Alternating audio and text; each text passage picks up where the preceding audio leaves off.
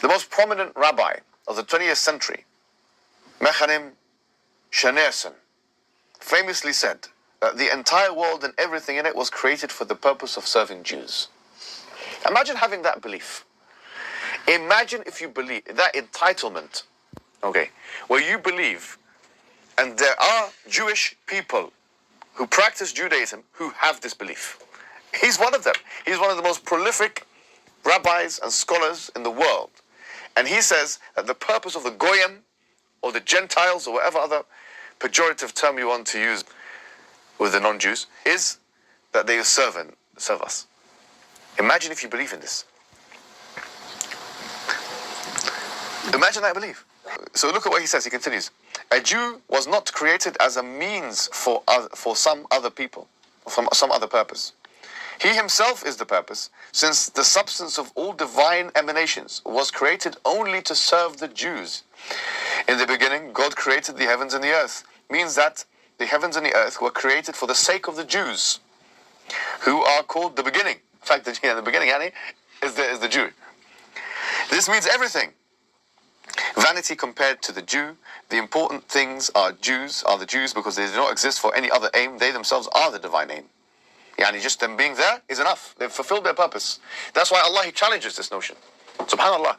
Yani Allah in the Quran, He challenges this, where He says that if you believe that you are awliya Allah min duni nasi fatamannaw al-maut, if you believe that you are awliya Allah, you are the allies of God, min duni nas, aside from the people, meaning you believe you are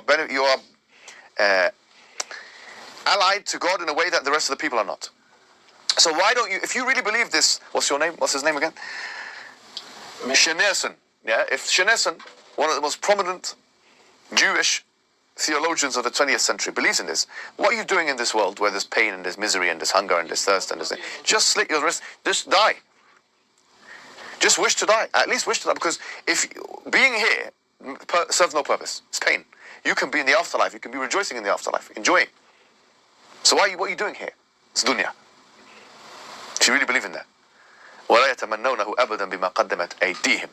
They will never actually hope for death because of what their hands have put forth. You know, this shows you something very interesting about the psychology. Allah is criticizing the psychological state of mind of those Jews who have accepted this entitlement theology. What is He saying? He's saying you don't really believe you're entitled in the way that you're saying you do. Because if you did, why is it that you feel guilty for what you have done?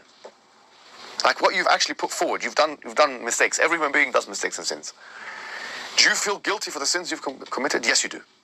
You're an imposter. You are an imposter. Entitlement imposter.